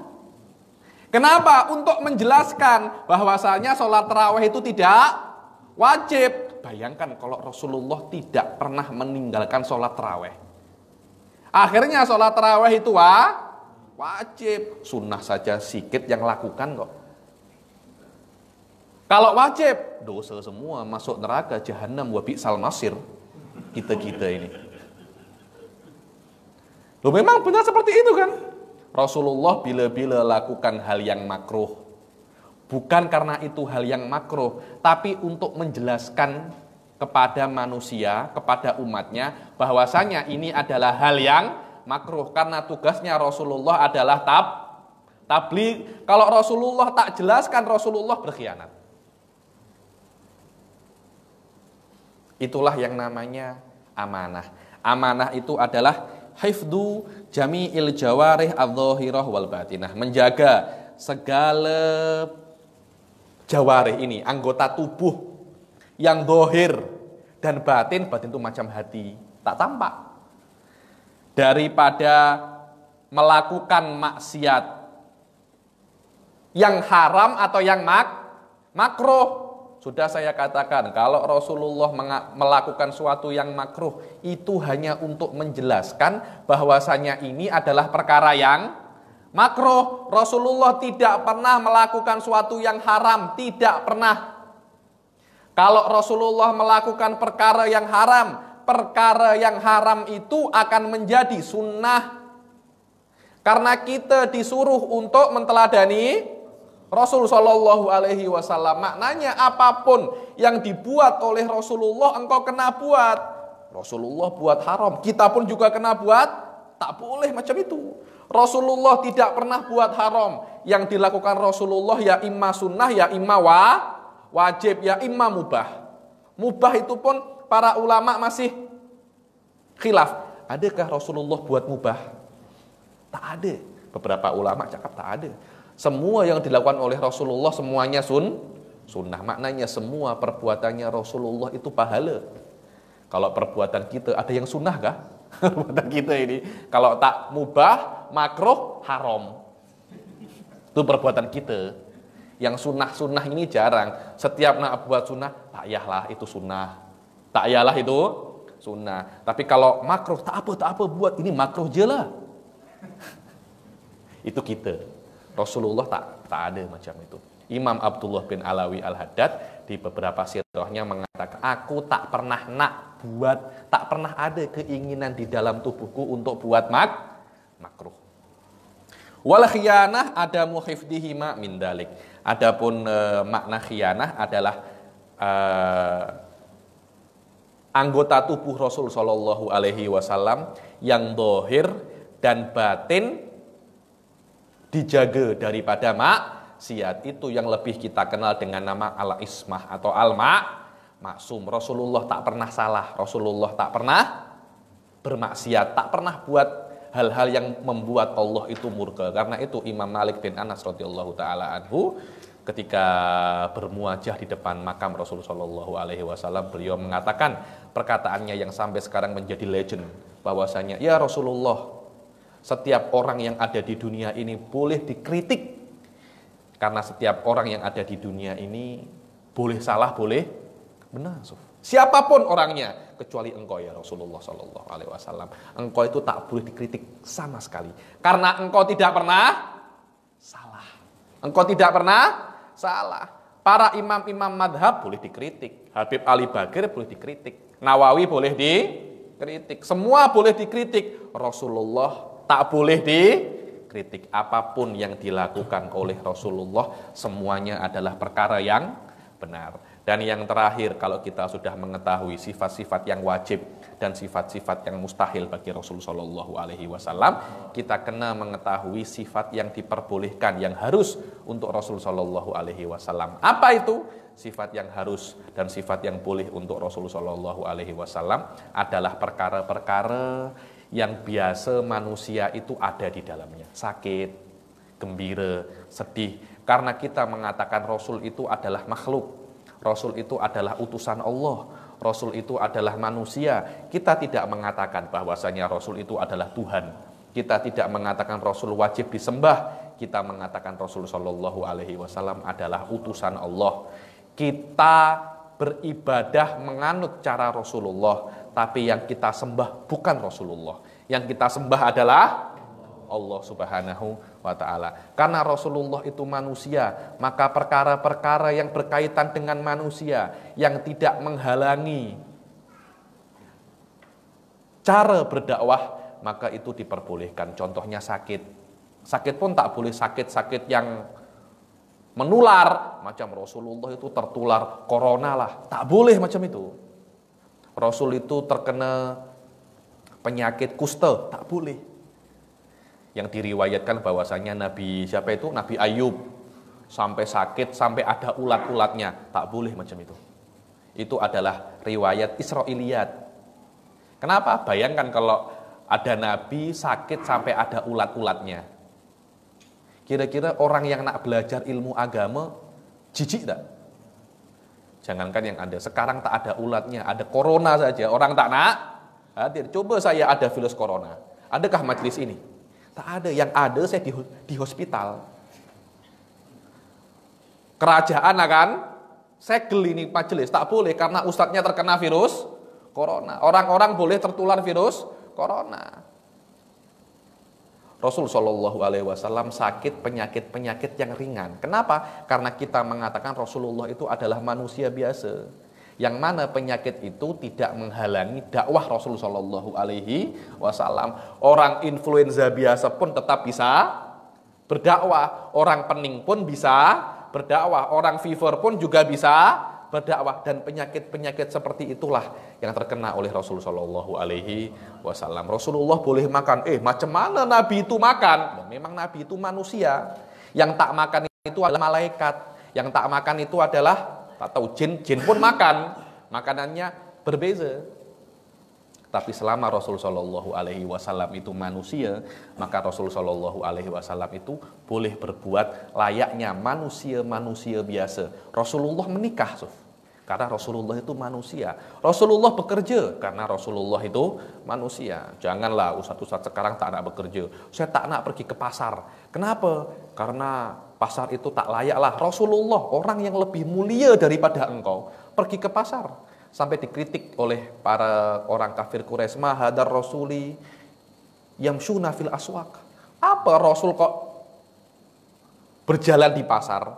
Loh, Rasul itu kena mencontohkan kepada kita, siapapun engkau ustadzkah, engkau habibkah, engkau tok gurukah, engkau penuntut ilmukah, engkau kena berbuat macam orang-orang biasa, engkau kena jalan ke pasar, engkau kena ada semacam engkau blend dengan apa?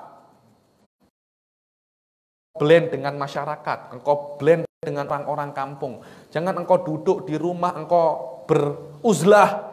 Nanti orang-orang cakap engkau mu'tazilah kah? Karena engkau tak nak kumpul bersama orang-orang. Kenapa? Aku tak suka kumpul dengan orang-orang. Itu adalah mukmin yang tak kuat. Sayyidina Umar bin Khattab mengatakan bahwasanya Rasul mengatakan al-mu'minul qawi khairum min mu'minit dhaif. Mukmin yang kuat lebih kuat daripada mukmin yang lemah. Ditafsirkan oleh Sayyidina Umar bin Khattab, siapa itu mukmin yang kuat? Mukmin yang kuat adalah mukmin yang blend dengan masyarakat dan berdakwah di masyarakat dan sabar dengan gangguan mereka. Dakwah di masyarakat itu diganggu. Bilang ini ustadz hanya jualan kulhu saja. Jualan al-ikhlas. Jualan ceramah. Jualan agama. Macam itu, mengganggu itu. Tapi engkau kena sabar lah. Engkau kena sabar. Ini ustadz macam ini. Ustadz klasik lah. Ustadz kuno. Ustadz primitif.